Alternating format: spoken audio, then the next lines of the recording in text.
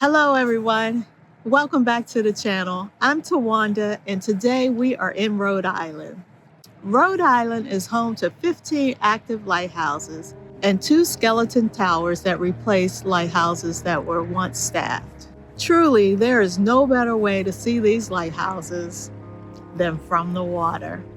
Today, I am taking you with me on the ultimate lighthouse tour of Narragansett Bay offered by the Save the Bay Center. This 7-hour tour passes by over 20 active and inactive lighthouse sites, including lighthouses that are privately owned and inaccessible by land. So if you're ready to go, let's get going.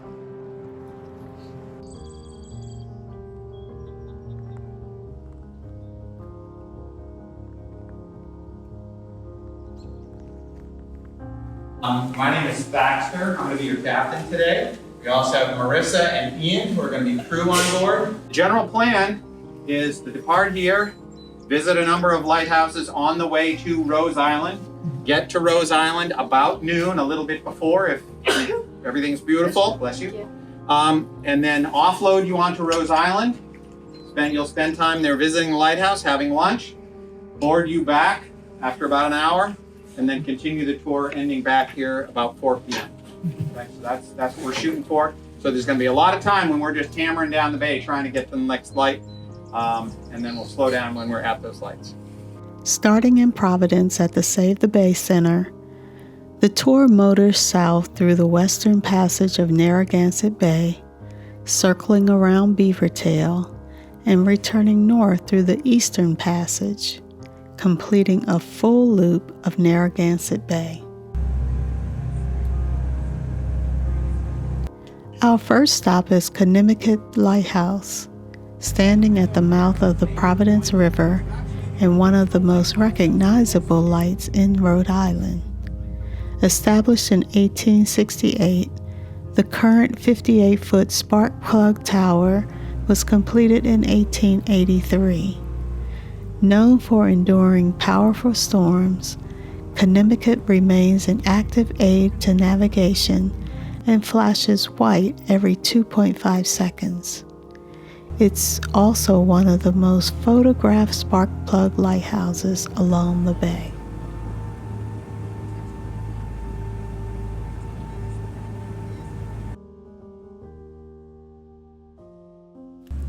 Next, we arrive at Warwick Neck Lighthouse, perched high above the shoreline. The station was established in 1827, but the current 51-foot tower was first lit in 1932. Today, it displays a distinctive green occulting light every 4 seconds.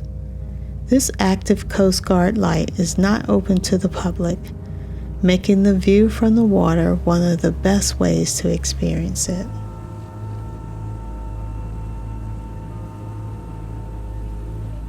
Continuing south towards Jamestown, we pass Conanicut Island Light.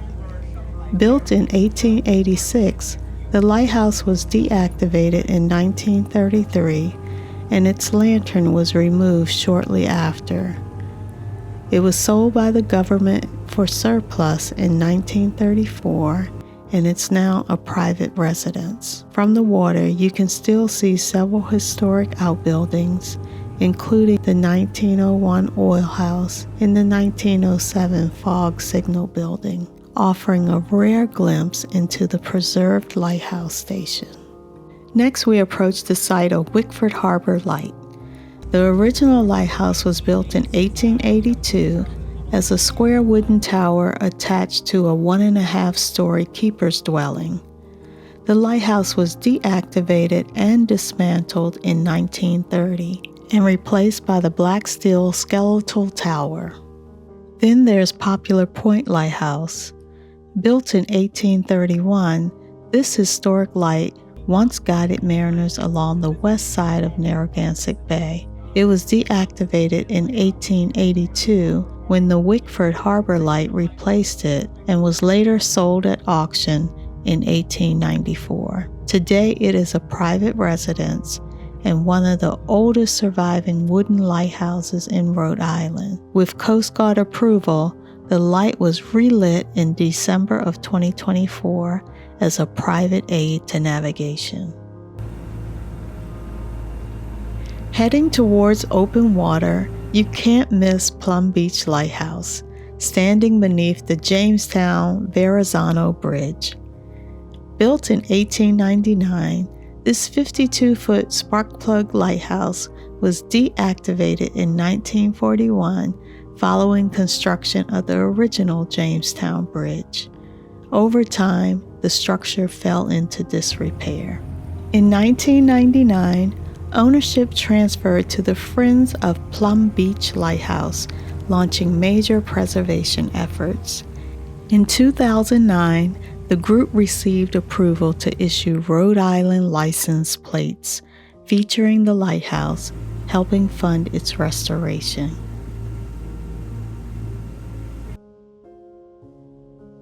Just offshore stands Dutch Island Lighthouse. The first lighthouse here was established in 1827 to guide vessels through the West Passage and into Dutch Island Harbor. The current 42-foot brick tower, completed in 1857, originally displayed a fixed white light from a fourth-order Fresnel lens. The light's characteristic changed to occulting red in 1924, and the station was automated in 1947. Due to reduced maritime necessity and years of vandalism, the Coast Guard decommissioned the lighthouse in 1979. The lighthouse was relit in 2007 as part of preservation efforts, and its dramatic island setting continues to attract photographers. Then comes the highlight of the tour, Beavertail Lighthouse. A wooden tower was first built here in 1749, making Beavertail the third oldest lighthouse site in America. It was originally known as Newport Light. Rising above the rocky shore where Narragansett Bay meets the Atlantic Ocean, this is one of the most dramatic lighthouse settings in Rhode Island and the natural turning point of our journey. In addition to seeing Beavertail from the water, I also had the chance to visit the lighthouse grounds, which offered incredible views of the cliffs and the open Atlantic.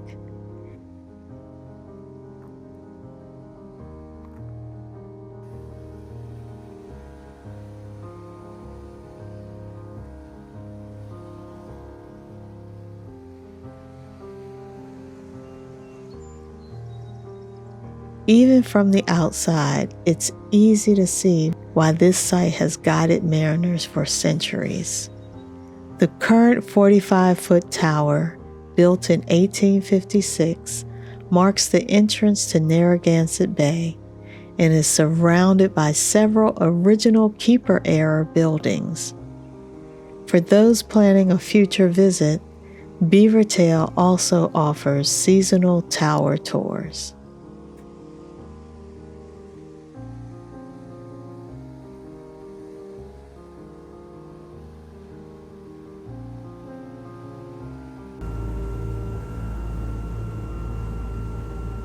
Heading north along the coastline, we pass Castle Hill Lighthouse. Built in 1890, this iconic lighthouse sits just below Castle Hill Inn and is possibly the most photographed lighthouse in Rhode Island. Though owned by the Coast Guard, land access is available via a walking trail from the inn. Still an active aid to navigation, the lighthouse was automated in 1957. Its current optic flashes red every 6 seconds and is visible up to 12 nautical miles.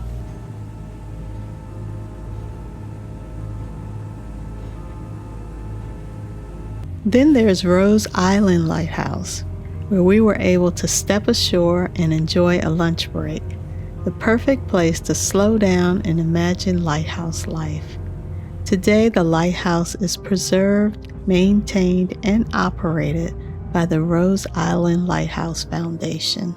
Built in 1870 on the southwest battery of Fort Hamilton, the 48-foot tower is centered on the former keeper's quarters. The lighthouse was decommissioned in 1970 following the construction of the Claiborne-Pell-Newport Bridge. We began our visit by exploring the historic grounds of the lighthouse and Fort Hamilton. And some of y'all may have already heard this, but we're an 18-acre island, and 16 and a half of the acres right now are devoted to the birds and their nesting season. So we can only explore 1.5 of the acres. Normally you'd be able to go on like a trail back that way or explore some of the other beaches, but we only have 1.5 acres accessible right now until August 15th. Taking in the setting and learning about the role Fort Hamilton once played in protecting Narragansett Bay was very educational. This adds another layer of history to this stop and helps place the lighthouse within a broader coastal defense story.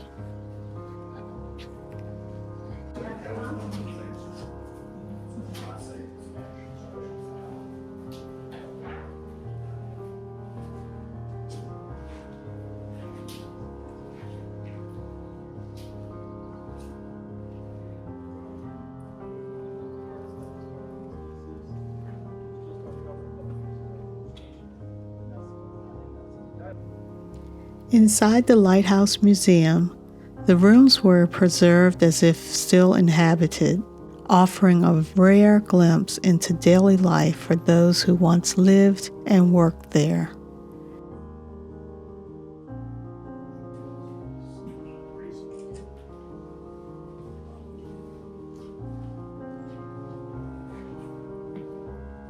Both the Lighthouse bedrooms and Fort Hamilton Barracks rooms are available for overnight stays from April through October. And finally, I was able to climb the stairs to the lantern room.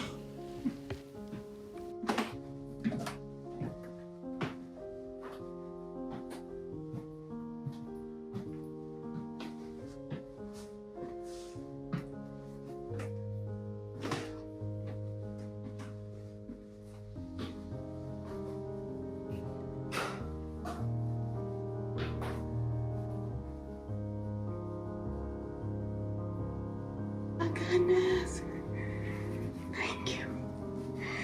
I am a nut, but this is so awesome. Nice.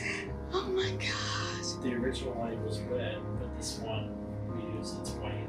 And this is what, 4th order? This one's kind of small. It is kind of small. Oh my God. And look at these incredible views.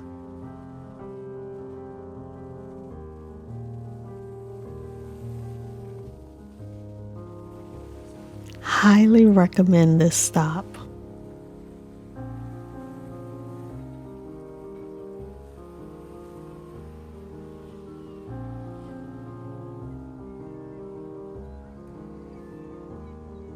Across from Rhode Island stands Newport Harbor Light, often called Goat Island Light. Established in 1824 with the current granite tower built in 1842, this active lighthouse continues to guide vessels into Newport Harbor. It was automated in 1963 and displays a fixed green light visible up to 11 nautical miles. In 2000, the Coast Guard leased the lighthouse to the American Lighthouse Foundation, and it is now managed by the Friends of Newport Harbor Lighthouse. Also within Newport Harbor stands Ida Lewis Rock Lighthouse, formerly known as Lime Rock Light.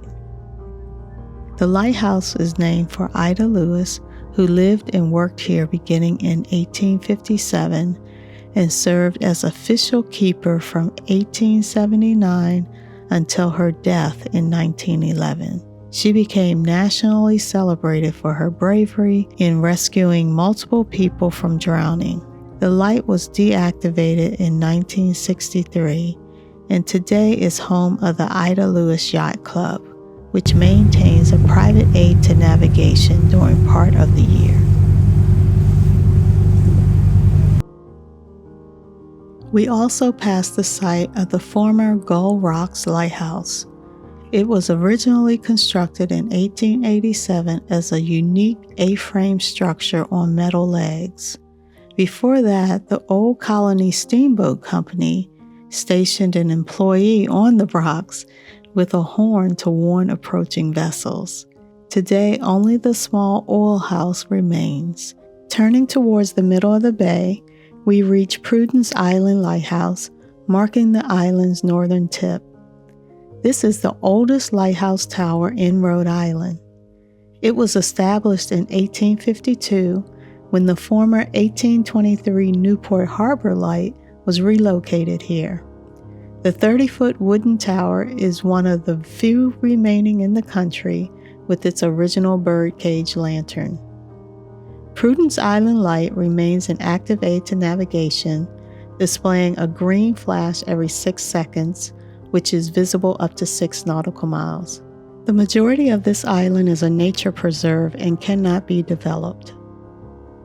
Nearby stands Hog Island Shoal Lighthouse. Built in 1901, this 60-foot spark plug lighthouse once guided ships traveling between Bristol and Portsmouth. It is privately owned and best seen from the water. Although still an active aid to navigation, the lighthouse is in poor condition, and the Coast Guard has determined it is unsafe for technicians to enter the structure for inspections. This tour also highlights the former Musselbed Shoals Light.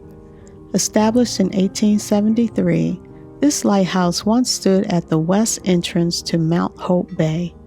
Like many Rhode Island lights, it was destroyed during the Great New England Hurricane of 1938 and removed in 1939.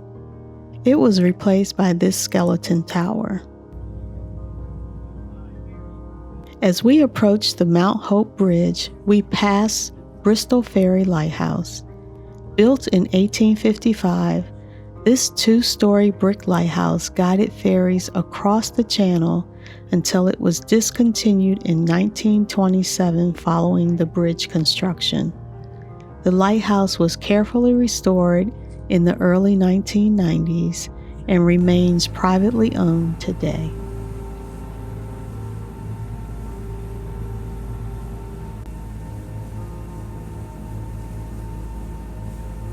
On the return north, we pass Nayatt Point Lighthouse, now a private residence but beautifully preserved. The first lighthouse here was built in 1828 to mark the narrow channel into Providence River. The current brick tower was completed in 1856, and the original keeper's house still stands. It's the oldest keeper's dwelling in Rhode Island. Next, we pass Bullock Point Lighthouse. The first beacon was lit here in 1876, featuring a classic Victorian-style keeper's house with a tower rising through the roof, all set on a large pier. After sustaining heavy damage during the Great New England Hurricane of 1938, the original structure was replaced by a modern steel tower, which remains an active aid to navigation today. And finally, one of the jewels of the Providence River, Pomham Rocks Lighthouse, with the Pomham beacon standing just in front of it. First lit in 1871, Pomham Rocks is the northernmost lighthouse on Narragansett Bay. The lighthouse includes 7 rooms and a 42-foot tower. The lighthouse was transferred to the American Lighthouse Foundations in 2010, and today, the Friends of Pomham Rocks Lighthouse offer guided tours. During our return trip, we experienced a medical emergency on board, so I finished this final stretch along the East Bay bike path to get a closer view, a fitting way to close out the journey. So that wraps up our full loop of Narragansett Bay. I hope you enjoyed this journey with me.